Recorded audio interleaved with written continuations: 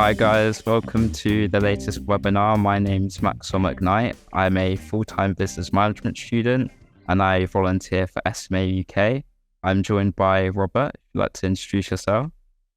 Hi, my name is Robert Muni. Lofra. I'm a consultant physio at the John Walton Centre in Newcastle, and I was, very impressed about Maxwell's exercise routine. So it would be a great idea to talk a bit more about it. So here I am. Thanks for the invitation to SMA UK and for your time also, Maxwell. No problem at all. Should we get straight into our points? Oh yeah. So I wanted to ask you, because from my perspective as a physiotherapist, is very interesting where you end up going with your exercise. So I wanted to know a bit more about your background and, how was your motor development, where you were able to sit independently and stand or walk at any point? Yeah. So, Great Ormond Street said I was quite a strong type 2. So when I was younger, I could walk, but obviously assisted. I had a frame, a K-frame around me when I used to walk. I could sit independently. I used to actually walk around the dining room table as my exercise kind of thing when I was younger, which was quite cool. And then it kind of just progressed to me getting a standing frame. And I think my main exercise really came from standing and trying to move my legs, really. That's very good. And how old are you now, Maxwell? I'm 19 years old. 19 years old. So since that time that you were able to walk around the table with some assistance and so on, how do you feel things have progressed to this point that you are right now? Which abilities you feel like are kind of pretty much the same, and which abilities kind of have deteriorated and then not look Funny enough, same? I think my legs have lost quite a lot of power, and even though I did walk every single day, I walked at school and at home, and I used to stand up in class, and that kind of disappeared for me when I was in year 9, so maybe about 13, 14, and that was mainly because of my spinal operation, actually. After that, I lost the ability to kind of stand. My hips got a little bit dodgy, and it was kind of just the hips that kind of put me out of action of standing. But in terms of my upper body is pretty much almost the same as it used to be. I've kind of carried on with all the exercise. I have quite a lot of routines through secondary school. Every single morning I would do an exercise routine with my upper body. That's very good. It's not uncommon. So probably one of the main key factors for this progression is growth. You were working really hard, but you were growing, and the same muscles were meant to, or kind of approximately the same muscles were meant to, work with a much bigger body, and that has an impact. And also we've heard from many of our patients the impact of surgery. We do know that it's a mid-long-term benefit, but the immediate effect of changing your biomechanics, how your body works to do certain things, changes significantly with the surgery. I guess you're just doing things in a different position that you're not used to like before.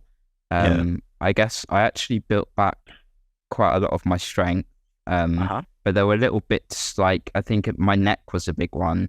I didn't get the strength back in my neck, but in most things I did get my strength back over maybe a period of maybe a year and a half. It did take me quite a long time to recover though from it. I guess it is quite a major surgery though. Yeah, but it's also the fact that your body is in somehow supported by the surgery, but on the other hand, your body's fixed and unable to do some of the compensations that were allowing you to do certain things. So neck is a very good example.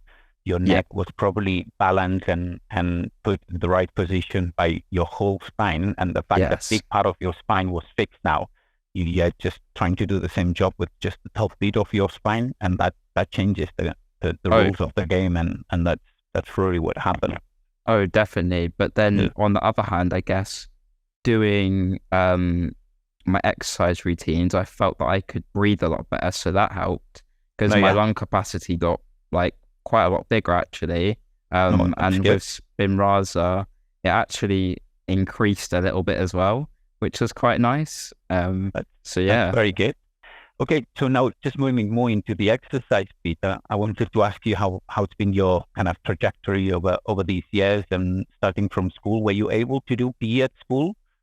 Yeah, so I got involved with PE all the way from reception, really. So I think it's mainly just about adapting it. So like when we'd play basketball, having the net really high up isn't going to work for me. So we put it on the floor. Mhm. And I still got involved that way. And obviously it's harder definitely to do it in the winter months when it's a bit cold and like my muscles aren't working. Yeah. Um, but I think it's really good to get involved. And if you can't do it outside, then trying to bring the group inside into the hall or something, just to like adapt it in that way. But I kind of always got involved. It was definitely harder as I got older because obviously I got a little bit weaker.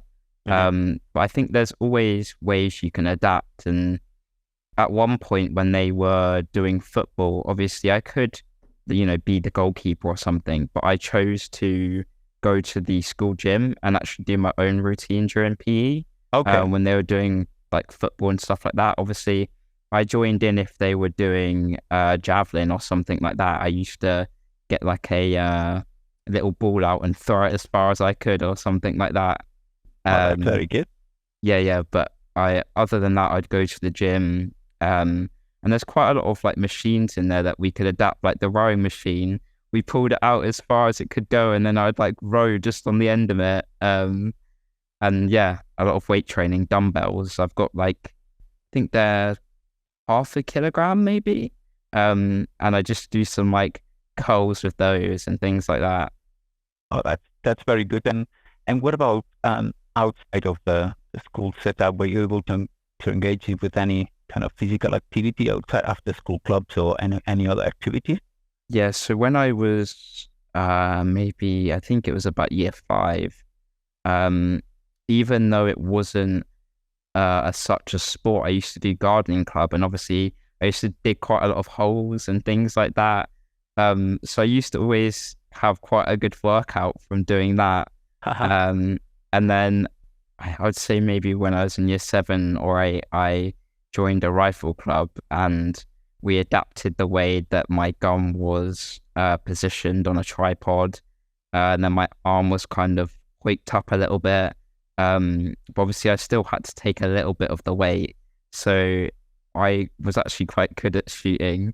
And I did quite a lot of competitions, but yeah. I think that's a very good point because engaging with PD at school and after school clubs or other physical activities, I think is a key point of many of our patients having an active or positive relation with physical activity. I think if at that point the effort is made to include children in PE lessons, adapting, of course, the activities or joining activities after school, it makes a huge difference in how people relate to physical activity. So I think these are two very good points from you. And probably that brings us to now. I don't know if you would like to share your Yeah, current no, exercise plan. let me do it. I've got a on the floor one and I've got a in my chair one. So I Uh-huh. guess I'll start off with on the floor. Let's just share Yeah. my second screen. And if you can tell us Can you see what that? you do. Yeah. All right, perfect. So we'll go from start, I guess. So this is like the slip mat on the floor. I pause it at different points. Yeah. So this kind of slip mat on the floor. So this is just me working my legs.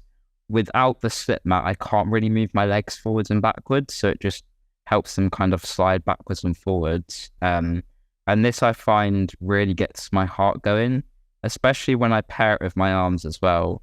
Because I kind of find it hard to like get a sweat sometimes. I'm doing all of this like resistance training, but I really want to get a pump. Let's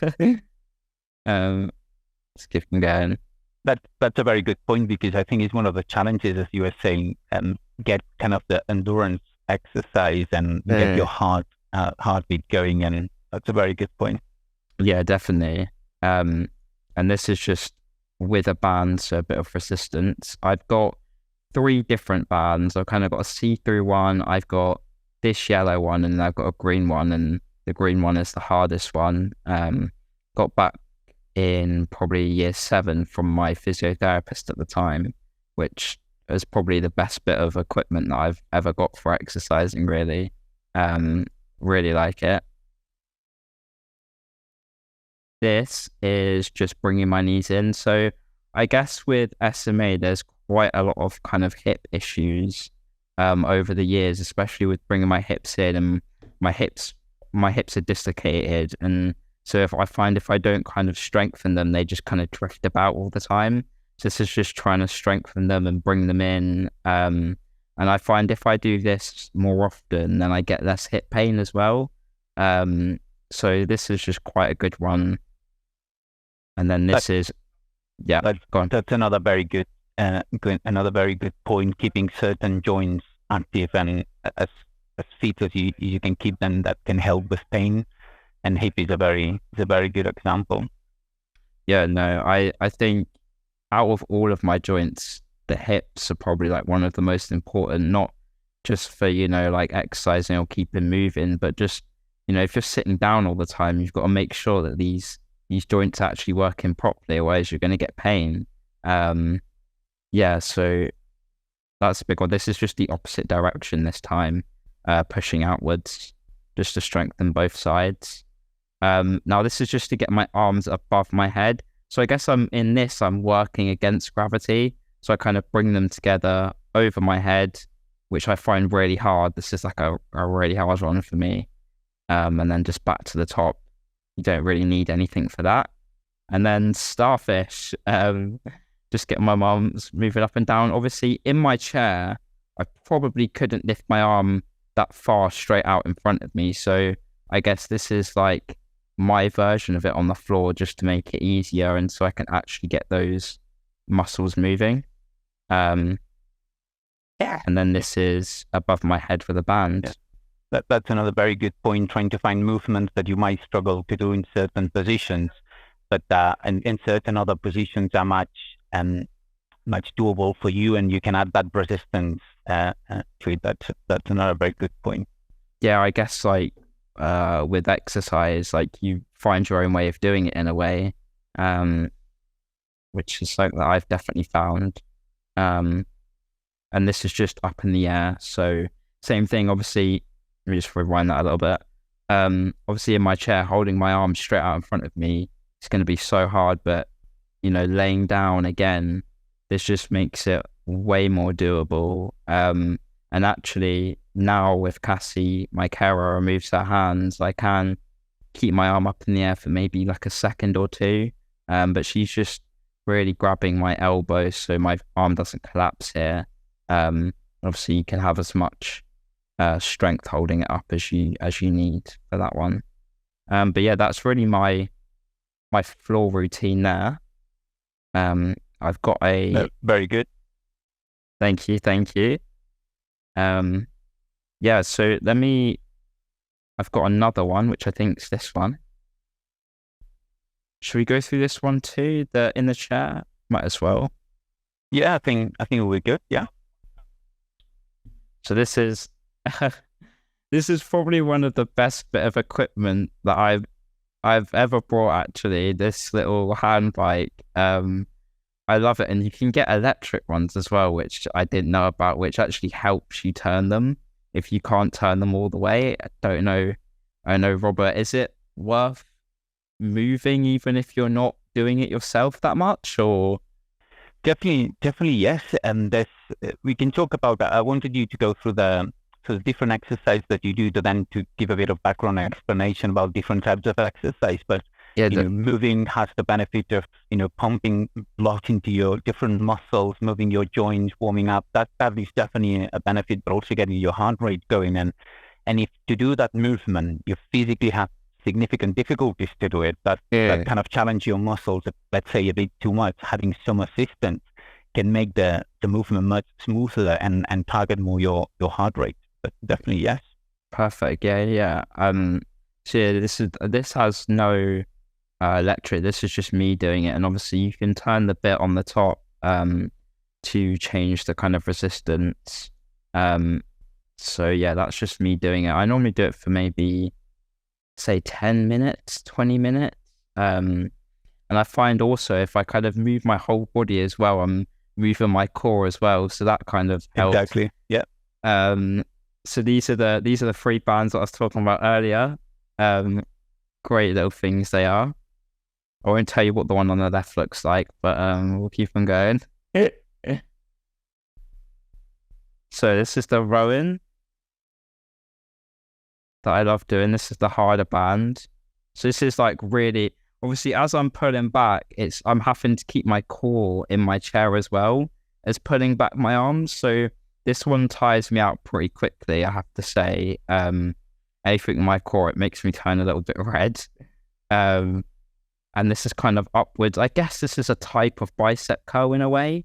But I always try and make sure I aim the band for the same point in my wheelchair. So I'm kind of doing it in the same position every time.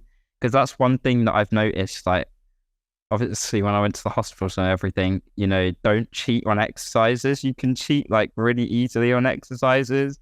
Like if I was trying to move my hand, I'd crawl with my fingers and this and that. So like, I guess just being consistent with how you're doing it is probably like quite a big one that I found, and try not to change.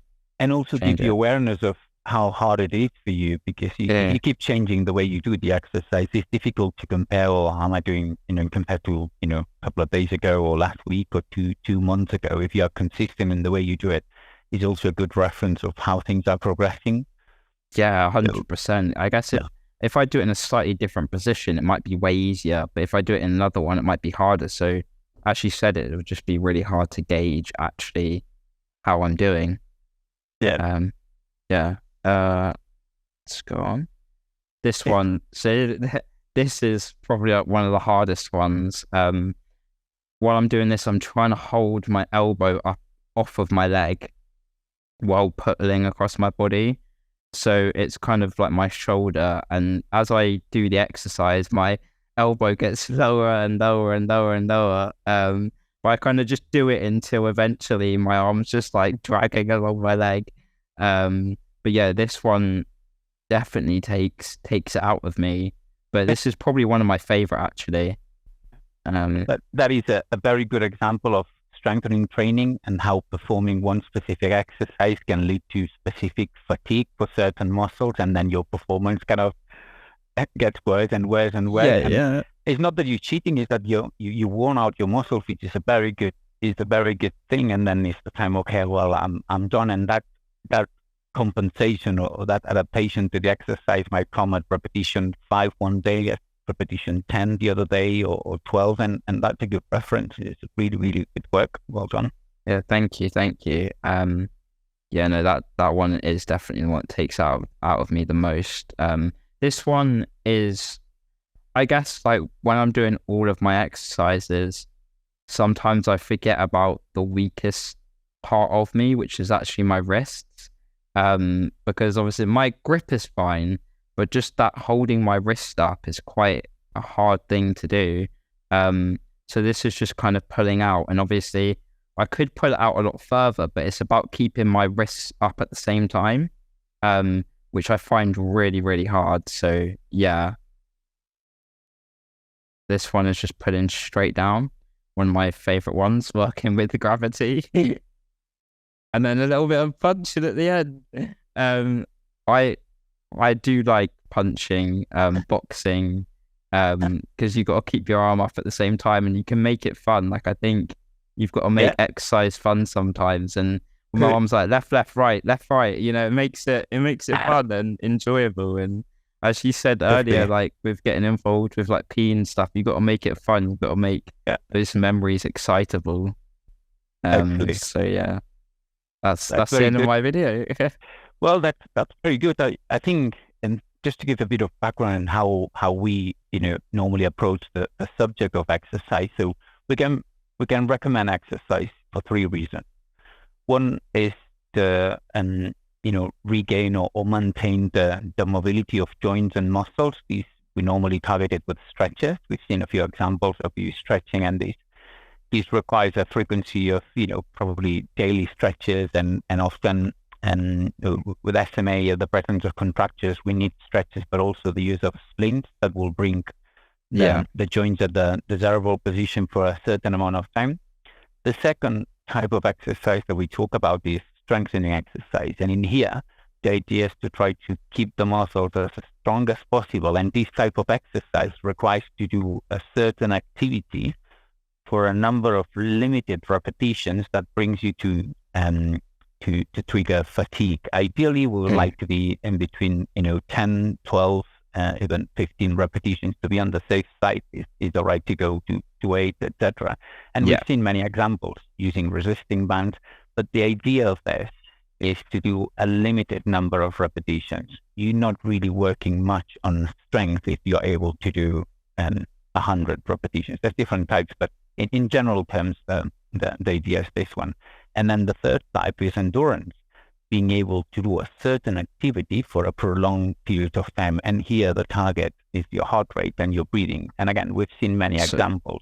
Is that more the hand bike, for example? The hand bike, but also the rowing exercise. So any exercise that you do for a period of time that is more than 10, 12 repetitions for a few minutes. We normally measure endurance activity for a few minutes, and I think you nailed you hit the nail on the head when you said, I get my heart pumping, I get a little sweat. This is exactly what we're aiming with endurance.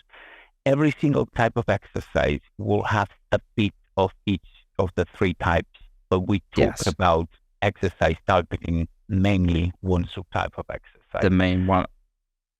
So for the bands, for example, if I went to a higher band, could I change something from endurance to strength building if I used a higher resistance, and maybe I went from doing like 20 to only doing 5, for example?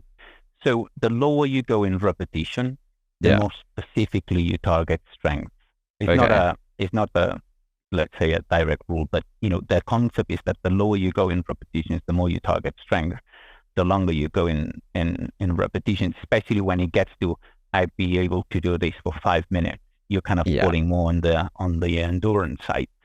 Playing with resistance and playing with number of repetitions will help to add a different number of exercise, make it more enjoyable. It's very boring to always do the same exercise. So if you play with resistance and the way you position yourself, a bit what you were saying, I'm unable to do this in my chair, but if I do it lying down, you lower the intensity of the exercise and you make it more accessible for you, and that helps you to kind of go kind of further in your range, in your elbows on things like this. So I think it's a very good way to play around, and this is exactly what I was coming from before when we were talking about because you have this relation with this is the plan, let's adapt it.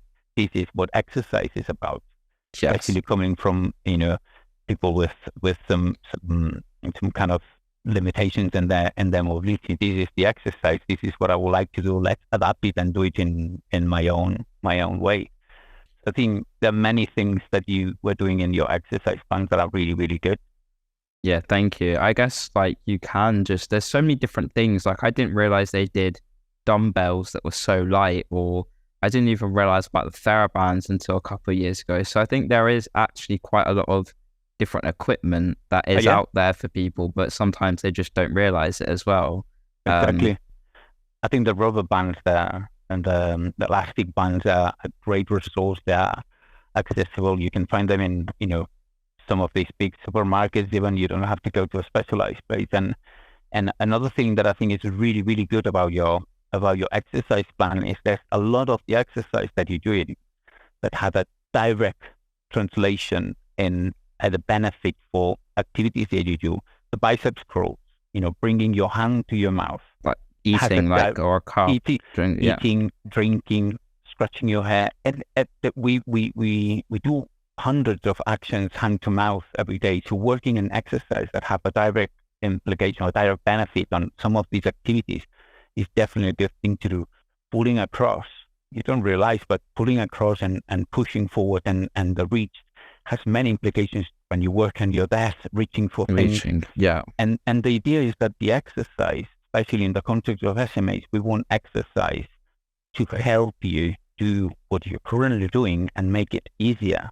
We do know that we need to set the right expectations when we talk in the context of SMA or any neuromuscular conditions, that we do know that the potential of building up muscle and improving significantly with exercise is not really on the table. Yeah. But if we can get exercise to make what you're currently doing much easier, just trying to maintain it as well. Exactly. I guess. Exactly. And with this, maintaining or limiting the progression of the condition is a very good example. I guess for me, like they always said, if you don't use it, you're going to lose it. So I just try and do as much as I can and just try and get all of my muscle groups working. And as you said, it's about the most important ones, the ones that you are going to use every day.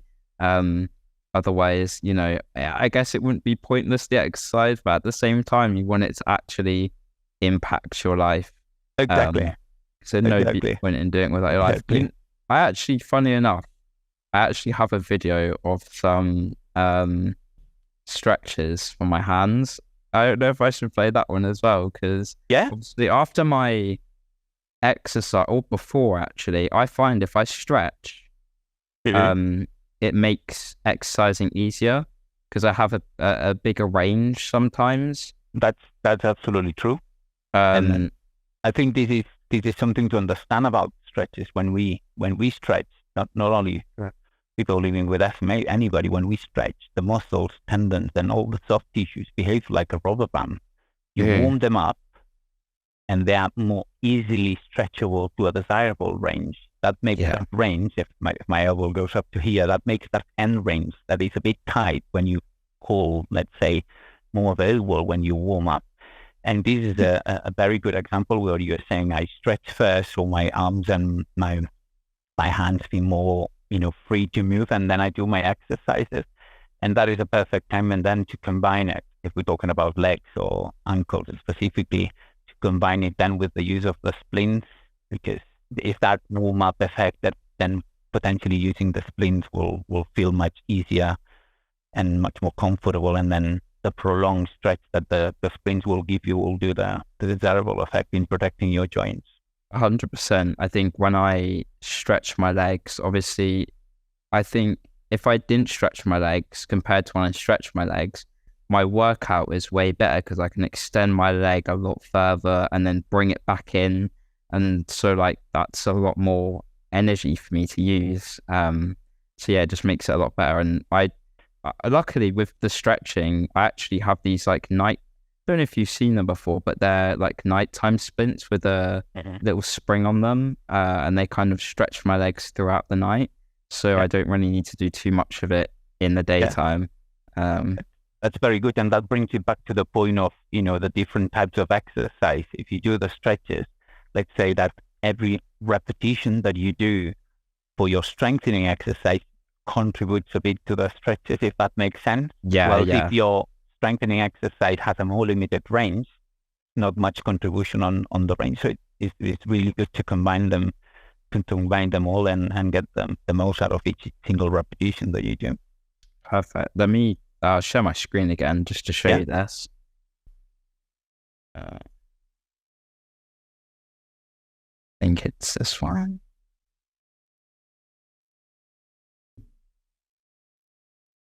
So this one is literally just putting my hand on the table and then moving forwards on it and someone pushing down on my hand.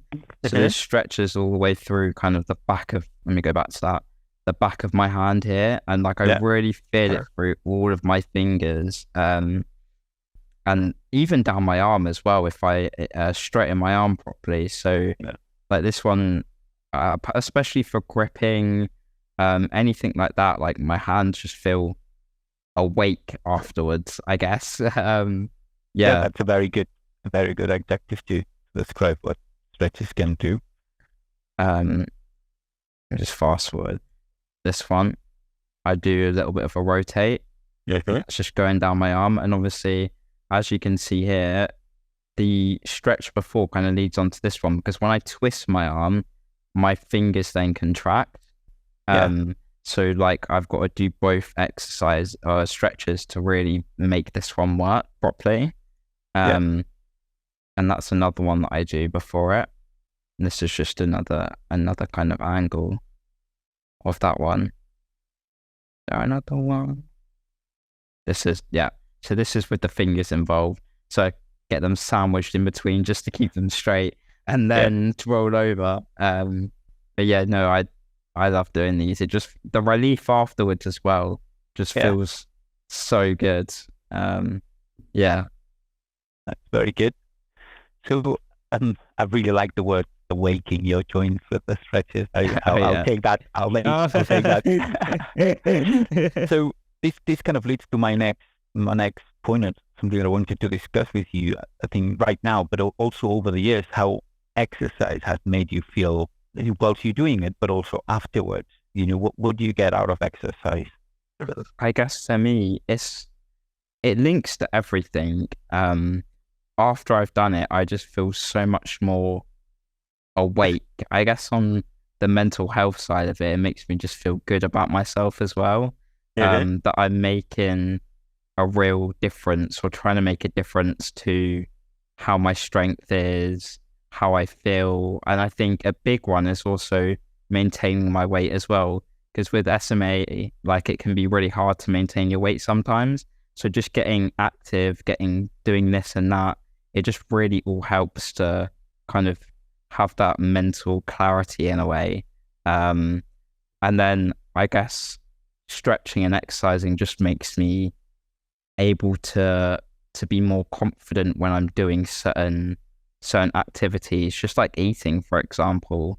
I find that if I've done a workout that day, by the evening it's kind of weird because I don't actually feel that tired. I feel like I've woken my body up, like I can actually do more things throughout the day, which is quite good. And then after that, I get a way better night's sleep as well. So it just all kind of just like plays into just feeling way better.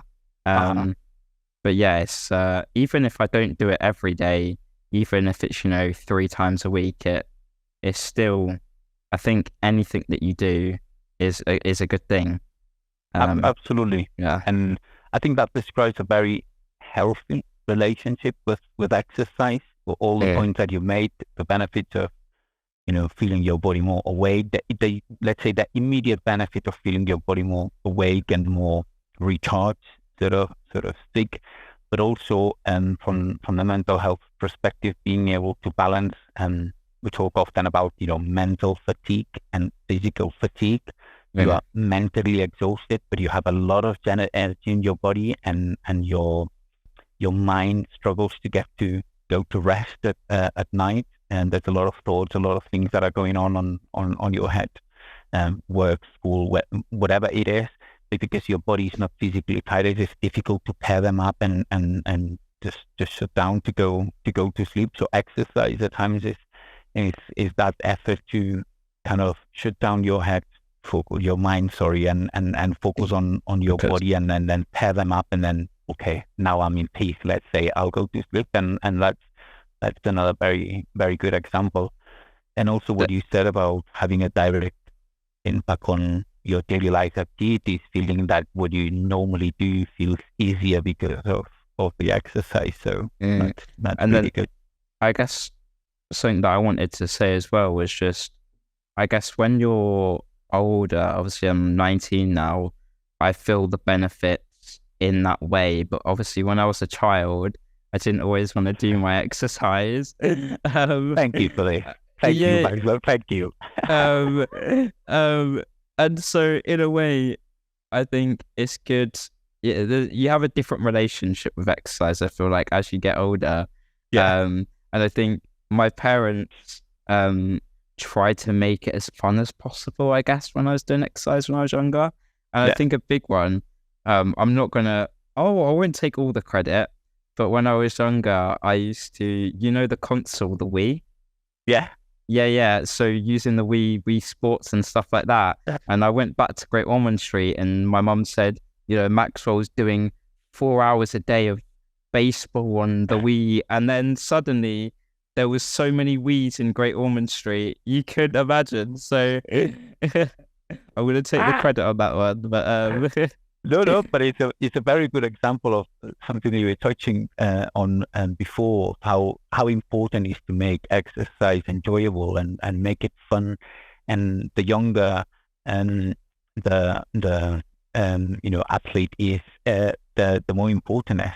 Less structured, more fun. Just get your heart going and enjoying what you're doing. But it's exactly the point that we were doing at the beginning, about how important it is to establish this healthy relationship, making people living with SMA feeling that they have a role, that they can do exercise and have fun with it, and have that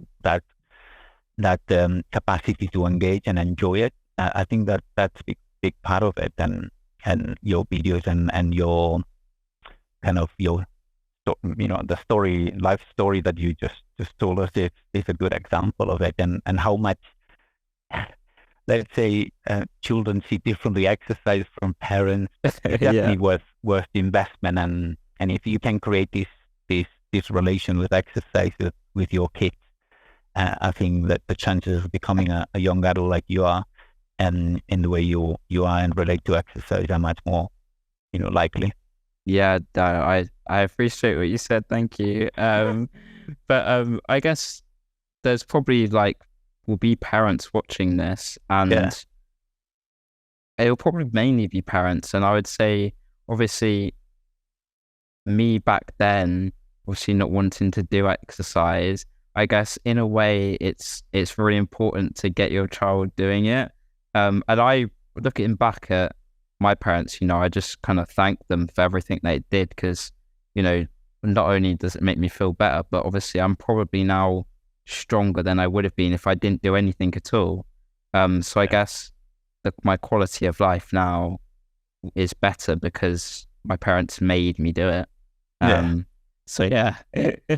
Can you put that in writing and we print them in? You can take it everywhere. You can take it everywhere. Any clinical practice, Maxwell words and White words. And I wanted also to touch base in something else. That have you ever experienced let's say a negative effect from exercise? Because many people with living with SMA or other neuromuscular conditions have the fear of exercise kind of warming up my muscles and making the condition worse. Have you ever experienced that doing exercise has been a bit of a detrimental to your even if momentarily, if one day you've done a bit too much? I think it's never been detrimental, but I would say there's been times where maybe I've got too excited and done too much. Like when you're in the flow of it, it's important not to set yourself boundaries maybe, and not go past them. There's been days, where I felt really tired and achy the day before, but in a way, I think that's a good thing. Like that shows that you've been working those muscles, you're doing a good job. In a way, if I don't get achy muscles, I haven't been doing it right. No pain, no gain. Exactly. I don't know if I liked my physiotherapist saying that when I was younger, but totally. I haven't had really any negative, really real negative impacts, but I'd say just, if you're starting off, don't overdo it straight away. You just take it easy, warm yourself up.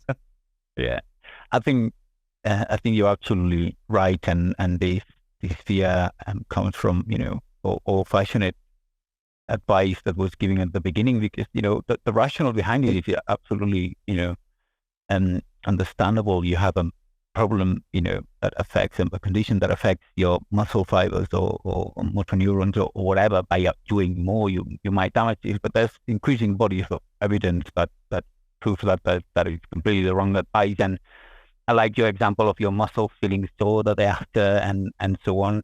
And this is not what we're aiming for.